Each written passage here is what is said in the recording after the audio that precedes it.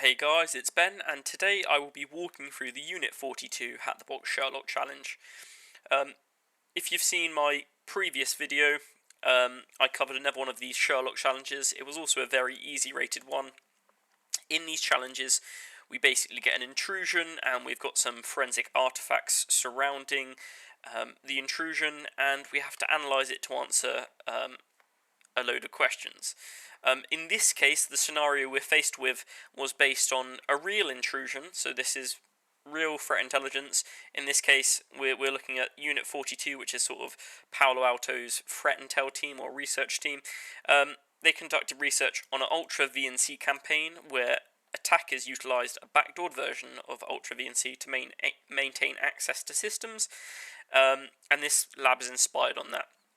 In terms of the telemetry we're actually given in this lab, we're given the Sysmon logs, and I'll quickly explain what these are. So, Sysmon is part of the sysinternal suite, and I'll see if I can get it up here. So, Sysmon is part of the sysinternal suite.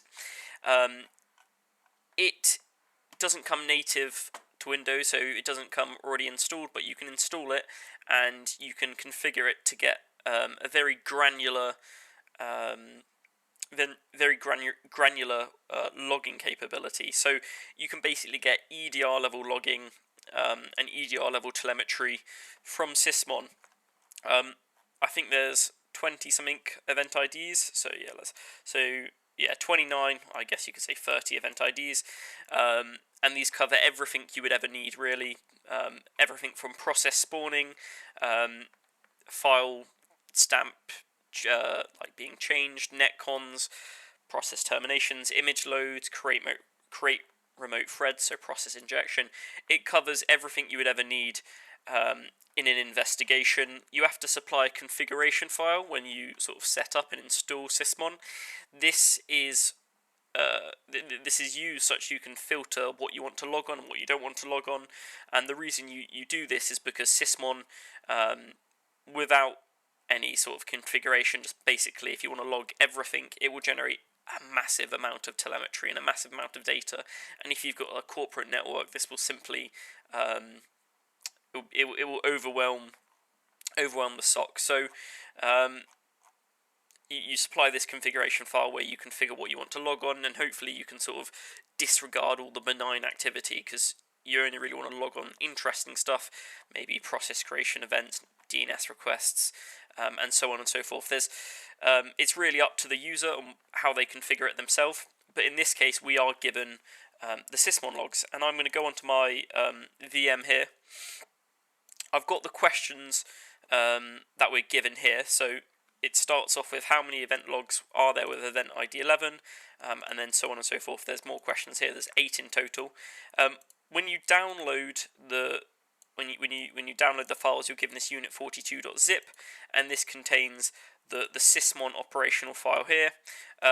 You can unzip this, and once you have unzipped it, you've got the file here. I've renamed this to Sysmon just because it's smaller. And you've got flexibility to how you want to analyze this file. So we've got questions surrounding the intrusion and questions. All the answers are in this file, right? You could, if you wanted to, you could open this up in Event Viewer, and you could use the filters in here to try. Maybe let's answer the first question here. So we're looking for event ID 11, so we could potentially filter for event ID 11, just like so. And then when we run this, we can see there are 56 events. So that will be the answer to question 1. The problem with Event Viewer is that you can't do, or you can do queries with it, however, it's not that great. So just for example, I think you can go filter and then XML, and then you can edit the query manually, and you can sort of have some a better format to query it. However, this doesn't have the capabilities you may have with, say, a Seam or some other platform for querying your event log files or parsing event log files. So what you could do, there are multiple ways you could approach this challenge. You could install a free Seam, so you can get Splunk free if you've got like a business email address or a business domain email address, or you could get another open source or free sort of seam like Greylog or Wazoo. However, I'm not going to do that. I'm going to use the chainsaw tool to pass this, and I'm going to quickly get this up on another screen. Chainsaw. So chainsaw is an executable created by the with-secure team to pass and search through Windows event logs. You can also supply Sigma rule sets to it, so you could sort of do some hunting with some detection logic. However, you do have the capability to do string searches or searches on certain fields like event ID or process ID, stuff like that. You can also do more advanced stuff like some shimcast analysis and some sort of host forensics. You can see some stuff like the SRUM database. So you can do a lot of stuff. In this case, I'm just going to be using the search feature to sort of analyze it. So yeah, we've got the questions. We've answered question 1, how many event logs are there with event ID 11? What I'm going to do is I'm going to open up Chainsaw, and I've got here a Windows PowerShell shell, and I'm just going to show dir. So I've got the Chainsaw executable there, and I've also got the Sysmon event log file there. So this is a command line tool, so there's no GUI. But there are loads of different sort of commands you can use. In this case, I'm going to use the search command, and we can go, let's just clear my screen. I'm going to zoom out a little bit. I'm going to use search, and I'm just going to do help to show you what options we have. So we can supply a tau expression like this to sort of to search by event ID, and we answered question 1 by the event viewer. I'll sort of replicate this in Chainsaw just to show you how we could do it. So we could use the tac t flag, and then we could search for event.system system.event ID, and that equals 1. And then we want to supply the log file, and in this case we have the sysmon.evtx. We can do that, and we can see I supplied 1, that was meant to be 11. So 1, just for reference, is process spawn. We were looking for 11, which is 56. So we've confirmed that. So we know there are 56 event ID 11s, but what actually is this, right? We've got this event ID. We can reference the documentation, but this particular Sysmon event ID logs for file creation events. So when a process creates a file, if it's configured to log on it, Sysmon will log on it. And we can go up the top and we can see, just for example here, I'm going to go up a bit more. I'll scroll up to the top. I'm going to clear my screen and do this again. Scroll up to the top just so we can see from the beginning. For example, we've got the target file name, which is the file which has been written to disk, and then we've got a timestamp. We've got the image and a timestamp. So the image is the process which initiated the file sort of write event, or being written to disk. In this case, we can see, look, Firefox has created this weird executable. What I'm going to do on the side, I'm going to create some notes just so we could potentially reference this in the future. I'll do this inside the box actually. We'll get Notepad up, and I'll put this on this side, and put this on here, and I'm going to move this across, and move this across, just so we can write some notes. This may come in use. So we can see there's some timestamps here, so we can see at this Firefox, and I'm going to zoom in a lot here, and I'm going to word wrap that Firefox wrote this file here. We can scroll down a bit more, and we can see there was another of this weird executable. It's now been moved to the downloads file, and then eventually we see this file here, which is in the downloads folder. So I'm going to do this again, and if we look at the time, this is almost identical time, or it is identical. So at this point, Firefox wrote to this file here. We can see, we can put some like sort of metadata at the top. So the user, which is which is sort of running the process, is cyberjunkie. So we can say user cyberjunkie, and the host name is this desktop. We can see this is a local user, so this is not like a domain joined AD user. This is a local user to this desktop. But in this case, we can see there's this weird executable which was written to the downloads folder, and it was written by Firefox. So Firefox is a browser. We're investigating intrusion. This could be some malware, right? This could be some malicious code. What we could do is we could hunt for that. We could hunt for the execution of this. And I'm going to reference the documentation again. Sysmon can also log on process spawn events, and that is event ID 1. So what we could do is we could clear my screen here, and we could look for event ID 1. And that was 11. And I just want to move this up a little bit. There we go. Let's look for event ID 1. Scroll up to the top. In this case, the first log we can see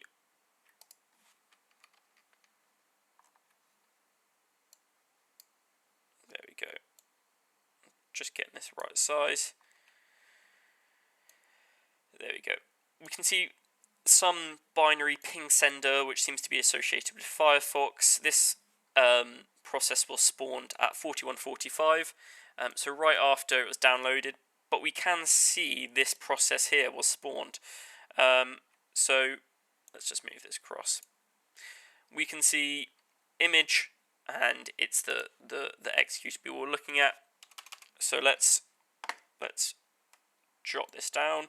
So we can obviously see event ID 1, process spawn. It was spawned by Explorer, which is typically indicative of the user double-clicking on this file. So they would have downloaded it, they would have double-clicked it, and the process was spawned. So I'm just going to say, I think I got it, process and spawned, and that happened then. Spot on. So we can see the process was spawned. You may think, where was this downloaded from? It's obviously, we can see it was downloaded in Firefox, but what domain was it downloaded from? What URL? We'll get into that shortly. One thing I'm going to do, Sysmon is really great in that it supplies hashes of the executable which is downloaded to be, hashes of the process which was spawned, and in this case we can see there's an MD5 hash here. So we may at this point go to VirusTotal and see, do some OSINT and see, is this a known malicious file? And I was copying the wrong thing there. Let's copy this. And we can see, look, it is a known malicious binary. 47 out of 71 detections. It is flagged as known malicious by Mandiant. There are some Sigma rules which it's flagged on, and some IDS rules. We can go down and see sort of the threat label, and we can see, look, this is WinVNC, UltraVNC, Trojan hack tool, and we get some more idea of sort of the behavior. We could look at some of the behavior here and see what this is really doing in different sandboxes. I'm not going to spend a lot of time doing this. We could do some like actual malware analysis and look at the content, look for strings. We could download this now. We've got it here. I'm not going to do that. I'm purely going to be looking at the logs, which we've been provided here. So let's go back to the questions. We can see what malicious process infected the victim's system. In this case, we can see it's this binary here, and that is the answer to question 2. Question 3 is, which cloud drive was used to distribute the malware? So we saw it was downloaded from Firefox, but we want to find out where this was downloaded from. I can think of two approaches we can find. We can look for to identify where this was downloaded for. The first is looking for DNS requests prior to the file being downloaded, or right before it, or at a similar time to the file being downloaded. And the second approach is to look at the mark of the web. I'll start off with the first, and then we'll go to the second. So if we want to look for DNS requests, this could identify the user has went to a particular website or domain, and they've sent the host has sent a DNS request out to that domain when they were clicked on the website and downloaded it. So what we can do is we could reference the Sysmon documentation again, and let me see if I've got this up somewhere. Event ID 22 is DNS event. So whenever a DNS request is made, if it's configured correctly, it will be logged here. So we can go to our PowerShell shell, and we can search for event ID 22. And here we can see there have been 3 DNS requests made. One of them was made from this executable. And we can look at the timestamp and see this is after execution. So I am going to jot this down as well. So let's just say the time is here. And in this case, after this malicious process was spawned, a DNS request was made to example.com. So this could be indicative of 2 things. It could be indicative of the malware calling out to a C2 domain. However, this is unlikely because www.example.com does not look like a C2 domain. What this is more likely suggesting is the malware is testing if it has an internet connection and it's looking for a response. If it didn't get a response, it may not have an internet connection and it may not continue to do what it planned to do. But what we can say is at this time, and I wanted to copy this,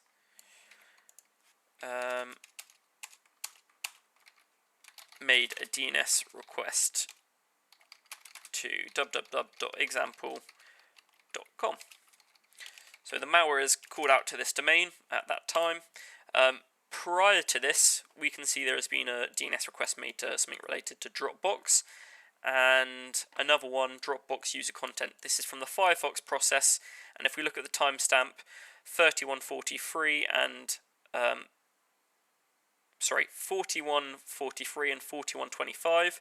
At 4126, Firefox wrote and downloaded it. So prior to this, there was a DNS request made to Dropbox user content, which is sort of like the CDN for Dropbox. So we can put this here and say Firefox made DNS request to, and we've got the domain name here, the full domain name that was made to. And I'm going to defang this as well.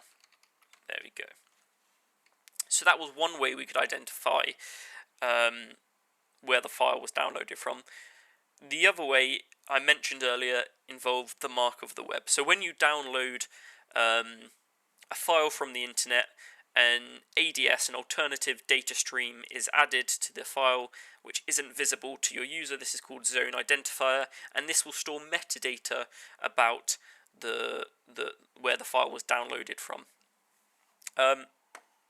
We can look at these file stream create events with event ID 15, and we can reference the Sysmon documentation. This logs when a file stream is created, and it generates events that log the hash of the contents of the file to which the stream is assigned.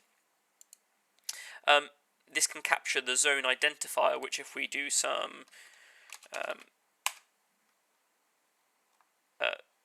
Googling, we can see this uses the stream name zone identifier for the storage of the URL security zones, and it's easier if I just show you. If we go event ID 15, so we can see there has been 2 events here, so found 2 hits. This first hit was when the file stream was created for this malicious executable, the malware, and then shortly after, when the zone identifier file stream was opened, we've got the full URL to which this was hosted. So we can also timestamp this here and this was at 4130, so it's here. We can see event ID, we can say file stream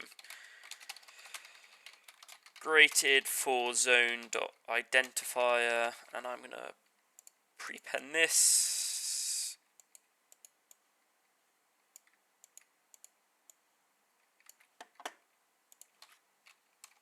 There we go. And I did not want to copy that. I wanted to copy this, and I want to put this there, and then this tells us the URL in which it was downloaded is this. So we've got the full URL, and obviously by extension the domain in which this file was downloaded from. And once again we can confirm that the domain is the same as the one we're seeing the DNS request to. So we've got two pieces of evidence which both support the conclusion that, and I'll go to question 3, the cloud drive which was used is Dropbox. The fourth question is the initial malicious file timestamped, a defense evasion technique where the file creation date is changed to make it appear old. Many files it created on disk. So it changed the timestamps of files that it writ to disk. What was the timestamp change for the PDF file? Once again, there is a Sysmon event for this, and that is event ID 2. And just for reference, we can see the Sysmon documentation and see event ID 2, a process changed file creation time. We can hunt for this here, and I'll clear my screen, and we'll go to event ID 2. In this time there was 16 hits. The creation time is what it is changed to, and we can see the system time, or the UTC time, is the time it happened. So at 3:41:58, for example, it changed it to on the 14th of the 2nd at 3:41:58, it changed it to this. Sorry, and that was the previous time, which happened to be the same. So anyway, the point I'm saying is it's changing the time here, and we can see the time it is changing these files to is not the same. They're very similar, but it's changing the files, and we can see the file path in which the files being changed are all in the app data roaming photo fax and VN, and we can scroll up, and in this case we're looking for a PDF. And if I go across here, I'm looking for a PDF, and here we go, we've got a PDF, so it's tilde.pdf. We can see the time it was created to, the time it was changed is this here. This is the answer to question 4. So the malicious file dropped a few files on disk. Where was once .cmd created on disk? Please answer with the full file path. So earlier we took advantage of Sysmon event ID 11 for the first question, and when we do this we can see there were 56 hits.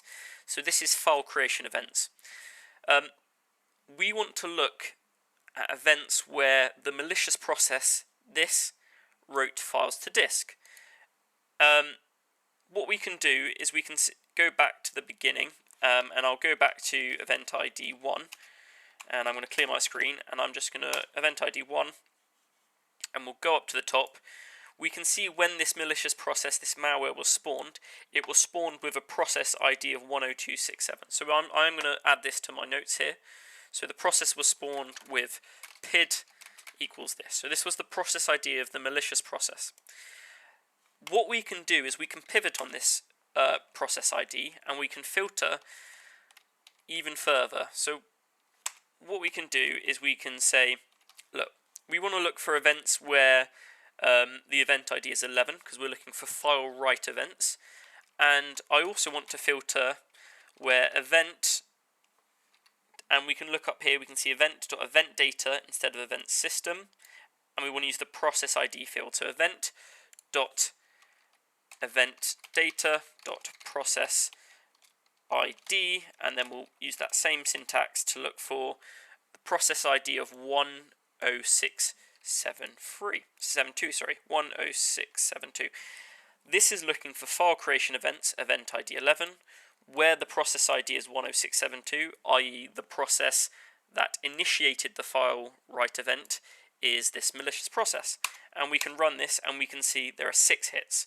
So just for confirmation, this process here, we can see that's the image, the initiating process, wrote the target file name, so it wrote this viewer.exe, this executable to disk. It also wrote this task host.exe to disk. It also wrote once.cmd. It also wrote on.cmd, cmmc.cmd, and c.cmd. The question was, what was the full file path along with the file name of this? The once.cmd. This is the full file path, and we can copy that, and that is the answer to question 5. So, question 6 is a malicious file attempted to reach out to a dummy domain, most likely to check the internet connection status. What domain name did it try to connect to?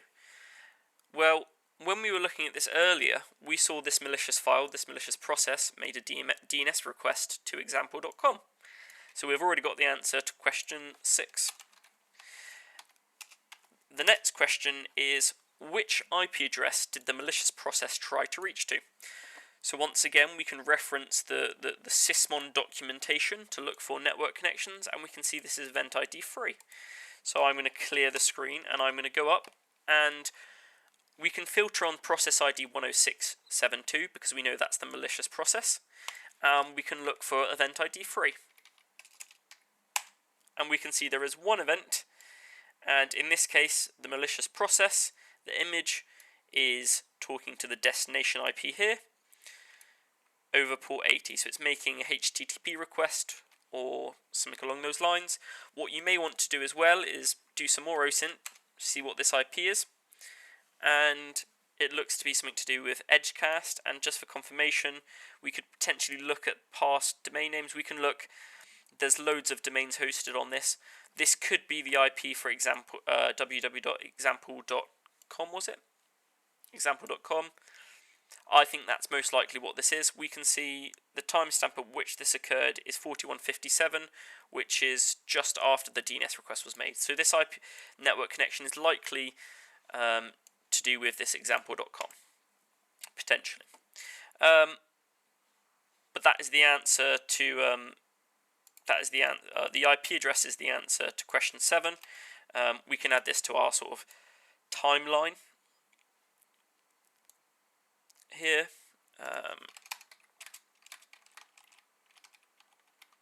There we go. We can say this executable